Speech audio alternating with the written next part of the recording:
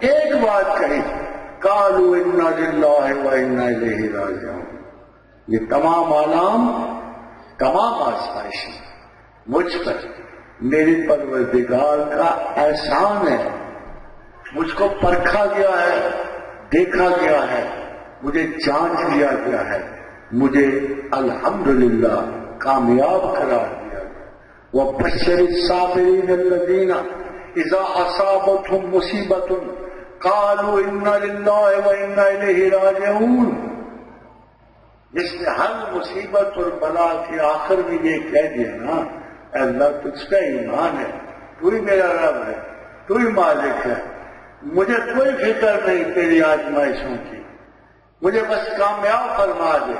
تمام آلام تیری طرف سے آئے ہیں، تمام تیری طرف پلٹ جائیں گے.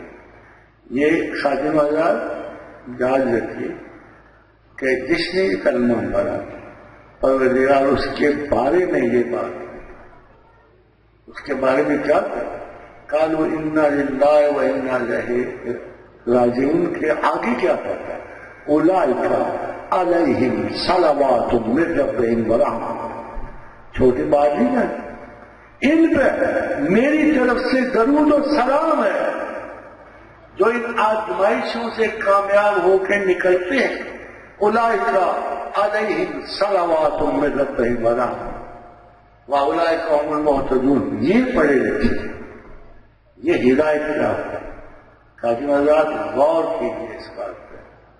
جب بھی کوئی آزمائش ہے، دکھ ہے، رنج ہے، اس میں ایک چیز آپ کو، ایک اپروچ کام آئے گی. اسی وقت پڑھ کے آپ مرے پہ پڑھتے، مرے نے واپس نہیں آنا ہوتا، مصیبتیں نکلنا ہوتا ہے. یہ عذاب نہیں ہے، عذاب ٹھہرنے والا ہے، قبر تک ہو جائے گا آپ کو. آزمائش ٹھہرنے والے نہیں ہے، پل دو پل میں بھی نکل جائے گی. اپروچ یہ چاہیے انا للہ و انا الیہ راجعون. جب کسی کو بلا پیش آئے، کوئی آزمائش آئے، بھوک آئے، افلاس آئے، جان کا نقصان آئے، اتنا بچ پڑھ دیا کرو انا للہ و انا الیہ راجعون. تو آپ کس چیز کے حقدار ہو؟ اولئک علیہم صلوات من ربہم ورحمۃ. ان لوگوں پر میری طرف سے درود و سلام ہے، انہی پر اللہ کی رحمت ہے، انہی کو اللہ کے ہدایت یافتہ لوگ سمجھ سکتے.